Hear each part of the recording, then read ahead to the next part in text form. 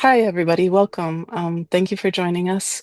I'm here today with Jennifer Mitchell. And Jennifer, thank you so much for being here and doing this with us. Jennifer is the Executive Director of MCBAP, which is the Michigan Certification Board for Addiction Professionals. And she is going to explain to us about what MCBAP does and how to become a certified substance use uh, professional. So, and specifically for counselors, right, Jennifer? Much for inviting me, Carol. Mm. I'm also a member of the Michigan Mental Health Counselors Association, and I am proud to be. Thank you so much, Carol, for inviting me to come today. I am, as she said, Jennifer Mitchell, the Executive Director of the Michigan Certification Board for Addiction Professionals, and we call ourselves MCBAP. It's simpler to say, so that is what we're known as and what you may have heard of us as in the past. And so I'm really happy to talk to everyone today, and there may be many people who aren't familiar with MCBAP, so I wanted to first talk about what MCBAP is. MCBAP exists for public protection, and we are part of ICNRC, which is the International Certification and Reciprocity Consortium. And that means that our credentials are reciprocal in 49 of the 50 states, all branches of the military, and other countries. And so sometimes people think that MCBAP is only a Michigan credential, but actually, if you receive the full credential, it's reciprocal. I started my career over 20 years ago in Kentucky and received a credential. I reciprocated it when I moved to Ohio and received my master's degree there. And then I reciprocated it for the final time here in Michigan. So that is one of the benefits of having the reciprocal credential. And for MCBAP, we are the state agency that holds the credential for the international board. And sometimes people think that you can only get a credential if you work for a state funded agency. And while it's true that it's required to have one of our credentials if you work for a state funded agency, you can have a credential even if you work in private practice, group practice, or any other way we are counselors within the state of Michigan. Okay, interesting. And that's fascinating that it's reciprocal in 49 states. They did something really right. Mhm. And I want to talk a little bit about what the benefits might be to having a credential, because sometimes that's what I hear a lot, especially from fully licensed people, is why should I even have a credential? And I think it's a great question because we work so hard to get that license. We wonder why we would go on to get an additional thing. And substance use disorders, and that's what all of our credentials are. They are credentials related to substance use disorders. So we have credentials in prevention, treatment, and prevention, treatment, and certified peer recovery mentors. So we have 7 credentials total.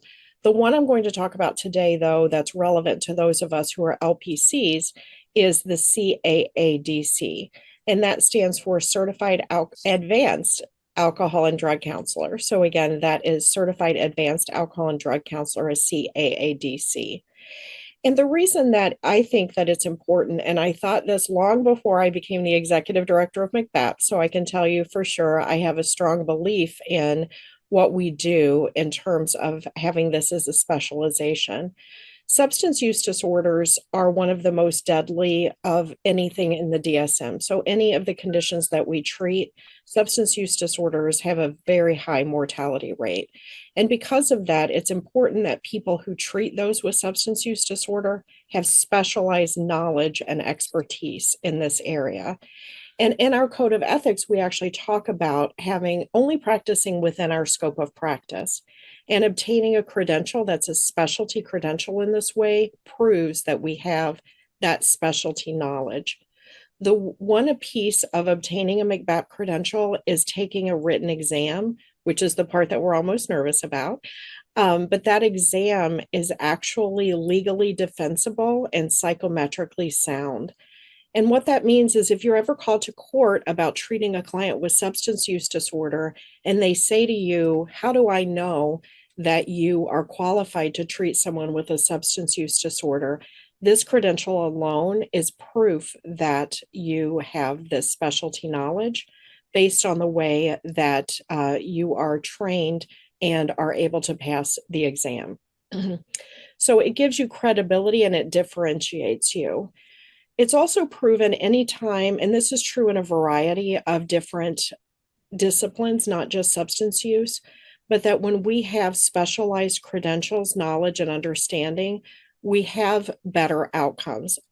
Folks are treated more safely because the expert knows more about how to handle that particular type of condition. And sometimes people think that having a credential limits your scope of practice, but it actually expands it. All of us, when we were in our master's program, were trained to do general counseling, treat folks with anxiety and depression. A lot of our internships were around that. And but it wasn't required that we have necessarily, it wasn't in my program, it may have been in yours, to have any education about substance use disorders. And it affects more than 10% of the population over our lifetime. And so it's very important that we have this specialized knowledge, and that's what leads to improved outcome. And so it actually expands our scope of practice. We already have some really good basic knowledge. This expands our scope of practice. And it enhances career prospects and increases professional recognition. Most people in Michigan know what a MCBAP credential is and are familiar with it, and they know that if someone has a CAADC, that they are uniquely qualified to treat individuals with a substance use disorder. And I don't know if I've already mentioned this, but many people think that it only is applicable to individuals who work in a public setting, a public licensed substance use facility, but that's actually not the case. There are many of us who have a MCBAP credential that work in a variety of settings. Thank you, Jennifer. That's really helpful. What does it take to get the certification and to maintain the certification? That's a great question. So if you go to our website, I know everyone always says that, but it's MCBAP.com, MCBAP.com, and you click on credentials. There's a document that we've created that talks through all 7 of the MCBAP credentials. The one that our audience today would pay attention to is the CAADC. So the requirements for obtaining the CAADC credential is 4 different items: work experience, your education and degree, additional education, and finally supervision, as well as the exam, which we've talked about a little bit. So for work experience, we want you to have if you have a master's degree or higher, which is required to obtain the CAADC, you would need to have 2,000 hours providing counseling to those with SUD. That might sound like a lot, but that's actually 1 year of full-time employment. So if you are working 1 year full-time employment and you have experience treating those with substance use disorder, that is the work experience requirement. The next requirement is education degree. So for a CAADC, we need to have a master's degree or higher in what you would expect: counseling, psychology, social work, addiction studies, art therapy, or marriage and family therapy. So we would need to have a master's degree or higher in one of those clinical specializations. And then we really get into what makes us subspecialist in substance use, and that is the additional education. So there's a requirement that we have 180 hours specific substance use disorder education, and at least 6 of those hours need to be in ethics. And that is really the meat of what is helping you become the specialist that you will become, along with supervision. So there's a requirement that we have at least 100 hours of supervision, and we strongly encourage that that supervision come from another one of our credentials, which is a CCS. And a CCS is a certified clinical supervisor. You can obtain your supervision from an individual that has an LPC only without the CCS, but we really do encourage that you obtain your supervision from someone with a CCS because they're specifically trained in what we call the domains of substance use disorder. And so they will be able to provide you with the best supervision regarding substance use disorder. The written exam I've mentioned, is one piece of that. And we encourage people to take that written exam after they have obtained a good portion of their additional education specific to substance use, and that they have a lot of that supervision under their belt so that they have an understanding of this specialization. It's also a requirement that an individual have either live or work in Michigan at least 51% of the time. And again, that's either live or work. So we know we have some individuals in Wisconsin and Ohio and on the borders and things like that. So either live or work in Michigan 51% of the time. The last piece I would say is the very most important piece, and that's true for us as LPCs as well, is the ethical requirement. MCBAP has our own set of ethics, and the individual needs to not only read those, but adhere to them. And any individual who is found in violation of ethics is they also may have suspension. They may need to do additional education. They may need to have additional supervision. So we take ethics complaints very seriously at MCBAP. And that is an outlet too for the public to make sure that they're being treated safely, is knowing that individuals with our credentials are held to a high ethical standard as well. That all sounds so thorough.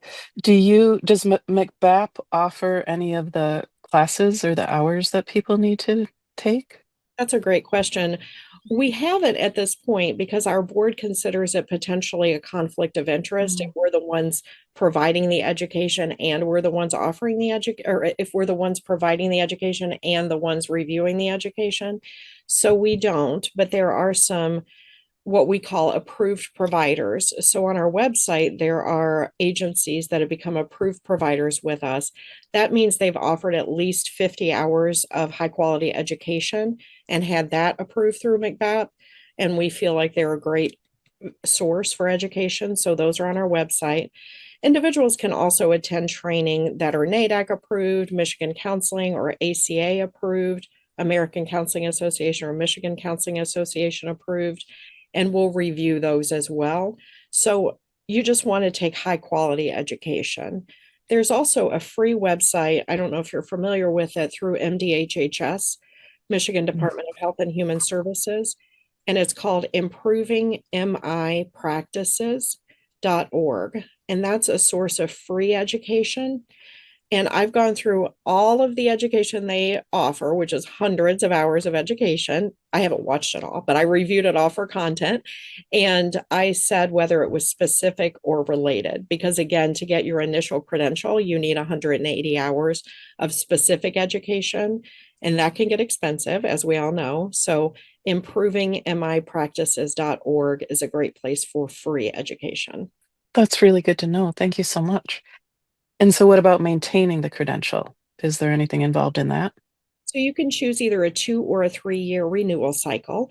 And during that renewal cycle, we need to get 20 hours of education per year. So for a 2 year renewal cycle, it would be 40 hours of education. A 3 year renewal cycle would be 60 hours of education. And they're broken down in half: specific education, which is specific to our specialization, which is substance use disorder. And then half can be what we call related. And related would be something like cognitive behavioral therapy, motivational interviewing, general counseling skills, those types of things that we, for our LPC, we continue to get ongoing training. So to maintain the credential, we do ongoing education. So there's no additional requirement that you prove that you're in supervision or that you prove that you still live in the state. In fact, you can live in another state and keep your MCBAP credential, but most people will choose to reciprocate to their new state if they move out of Michigan. Okay. And Jennifer, does McBAP then, as I say, I'm taking these hours, does McBAP keep them on record? Like, do I turn them into McBAP and then McBAP keeps track of them? So that's a great question I didn't mention. We have an online portal. It's sort of like an electronic health record, but it's not. It's for our credential, and it's called CERTEMY, CERTEMY. And when you're applying for a credential, you would upload all of the documentation that I mentioned. So you would upload your education, you would send an invitation to your supervisor, and they would verify that you had the right number of supervision hours. And you would send the link to your workplace so they can verify your number of work hours. So all of that is tracked electronically, which we just switched to that in 2020. And our first year was bumpy. So if anyone's heard stories, it's much smoother now. And in fact, those of us who have used it since 2020 appreciate it. Because what I do now is I go to a training immediately when I get that certificate, which we almost all get an email now. I upload it directly into Certime. So when I'm ready to renew, all of that's already finished. So I actually really like that portal that we can just keep track of all of our education there. That sounds really smooth. Can I ask you, does MCBAP have staff? So say I had a question tomorrow and called in the middle of the day, is there someone there that to talk to? Or There are. And so we have 4,600 people in the state in our credential and 2,000 in the process of getting the credential. And we have four of us who manage all of those individuals for the state. And it's a dedicated, a small but mighty crew, we always call ourselves. And they can contact us on the website. There's a little feature in the bottom right hand corner that says, "We're here to help," or something like that. And you can click on that and you can ask general questions there. And that is one of us. It's not, a lot of times people will say, "Is this a bot?" It's not. We are actually answering that live. It's not AI. You can obviously call us at 517-347-0891. And then we have an email that's info@mcbap.com. And I know people are hesitant to email info because it sounds like it's going into a vacuum. But again, there's just four of us. So we answer those very promptly, almost always same day. And if it's not same day, we get back with you and let you know that we're investigating it. That's why it's taking a little bit longer, and we'll respond that way. Thank you. And I'm not sure, could you say your website one more time? Sure, mcbap.com. And that's M as in Michigan, C as in certification, B as in board, A as in addiction, P as in professionals.com. Wonderful. Thank you. Um, Gosh, Jennifer, this has been so helpful. I don't think I have any other questions. Is there anything else you would like to say or? One thing I would like to mention, thank you for asking that, is you may have heard of development plans. So if you know someone who has our credential, they may mention a development plan. And a development plan is for those who work in the public healthcare system. And that means that they're basically making a promissory note to their employer saying they will achieve a MCBAP credential. And what I want you to know is that if you are in private practice or it's not a requirement of your position, it's not required that you have a development plan for MCBAP. You can just go ahead and enter into an initial application and start the process of obtaining your full credential. So I don't want people to feel like they've heard about that and they need to do that. That's something that's only a requirement of employers. If it's not a requirement of your employer, go ahead and start that initial application and work your way through. Oh, interesting. Okay, so the development plan is only a requirement if the employer requires it, Mhm, mhm. and they don't have to require it. They do if they're a publicly funded substance Okay. use facility. They have to require it. Other agencies do not have to require it, but some still do. So there are treatment centers in Michigan that are not publicly funded that accept insurance and private pay that require their individuals to have a MCBAP credential because they understand the value of having individuals who are specialty trained. Okay. So, talking about the career prospects of having a MCBAP credential, I talk to colleges and universities all the time because what I tell people is that if you know that your interest is somewhat in substance use, you're not even sure, but it might be, go ahead and do your internship in a substance use facility, see if it's the right fit for you. And if so, you will have opportunity to take some trainings at that facility that will then benefit you as part of your MCBAP credential. And so early in the career, start that way. That's what I did with my credentials. And then you're already starting to build your way toward getting your supervision hours, your work hours, that kind of thing. And then many facilities within Michigan, I don't have a number of the number of facilities, but I can tell you it's 100% of publicly funded substance use facilities require it. I think most facilities that aren't publicly funded also require it if they treat primarily substance use disorders. And group private practices who want to draw someone to treat outpatient substance use clients also ask for it and prefer it. So it's definitely something that's well known in Michigan. And once you have your CAADC, then you can go on to become a certified clinical supervisor. And I mentioned that is our preference for supervising individuals to get a MCBAP credential. And the reason for that is we already have achieved the CAADC, showing we have knowledge on how to treat clients with substance use disorder. The CCS asks us to get at least 30 additional hours specifically in how to supervise individuals that are treating substance use disorder. So you look at it through a different frame. Instead of looking at it through the client perspective, you're looking at it through the clinician perspective. And that CCS is often required to become a supervisor, a program manager, or a program director treating substance use disorders. And I keep saying treating substance use disorders, but honestly, we all treat them, right? Because again, it's a 10% of our population over a lifetime will struggle with substance use disorder. So even if it's not a requirement of your agency, group practice, that type of thing, it really is helpful for you to obtain it. One quick question.